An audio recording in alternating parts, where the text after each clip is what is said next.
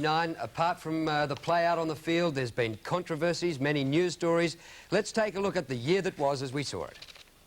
March was a memorable month for Melbourne, who atoned for a poor 1988 grand final performance with a tremendous victory over the highly fancied Geelong in the final of the Panasonic Cup night competition.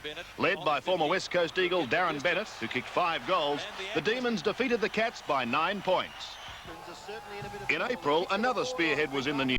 This time it was the Bears' Warwick Kappa, who just couldn't take a trick against Melbourne in round 4, and it wasn't long before the VFL's most expensive footballer was dropped for a few games in the local QAFL competition.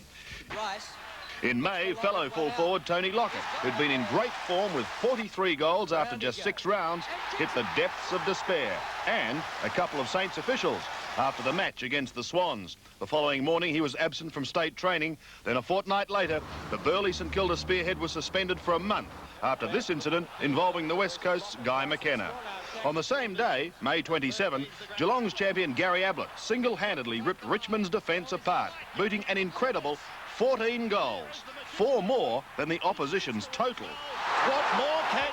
June was the month that Carlton decided to dispense with the services of Premiership coach Robert Walls. Ironically, it was a late and rare Kappa goal which cost Walls his job. Within the next couple of weeks, the heads of several other VFL big names would roll, compliments of the tribunal. Firstly, Sydney's Greg Williams and Carlton's David Rhys-Jones clashed. The result was a 5-week suspension for Williams, while his combatant's charge was not sustained, although he missed several games with a broken jaw. Then Geelong's Gary Ablett made a trip up the Prince's Highway to VFL House and was rubbed out for 3 weeks after admitting to VFL Investigations Officer Max Croxford that he had struck Melbourne's Gary Lyon. So in next to no time, 2 former Brownlow medalists, Lockett and Williams, and the game's Superman, Ablett, were out of the running for this year's medal. July saw the return to the MCG of state football, when Victoria played host to South Australia for the first time since 1971.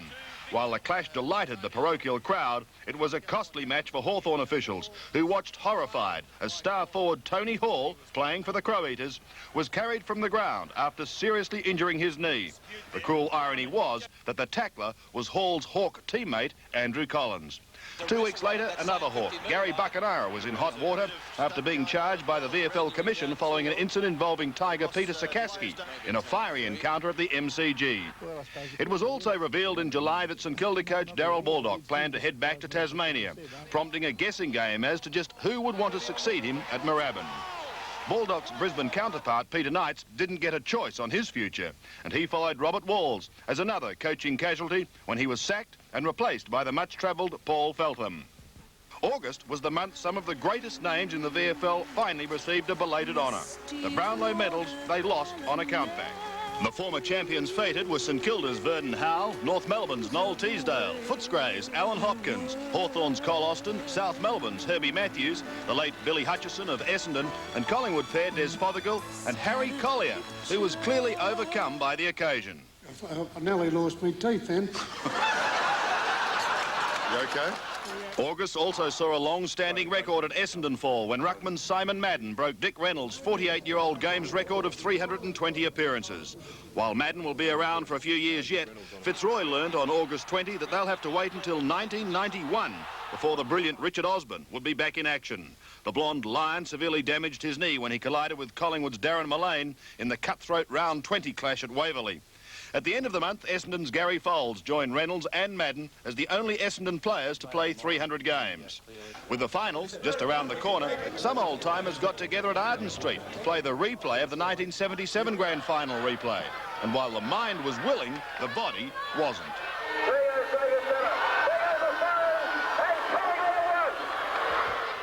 September signalled the start of a new coaching career when St Kilda surprised no one by appointing Ken Sheldon, while over at Footscray the coaching reign of Michael Malthouse came to an end after weeks of speculation about the beleaguered club's future. September again saw the demise of Collingwood, this time bundled out of the premiership race by arch-rival Melbourne.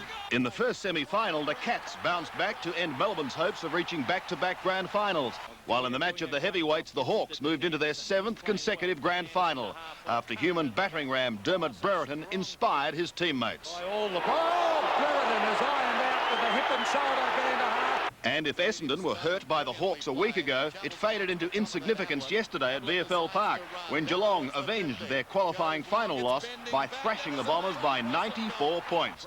And once again, it was that man, Gary Ablett, who turned on his very special magic. That's a party trick, not a mark. Well, what a season it's been with just Brownlow night. Fans scrambled for the last precious grand final tickets and found there just weren't enough to go around. The tickets ran out this afternoon, leaving hundreds of furious club members standing in the rain where they'd queued all day. Have a problem? Good evening. All right, you take up the next one. Thanks, Jen. Okay.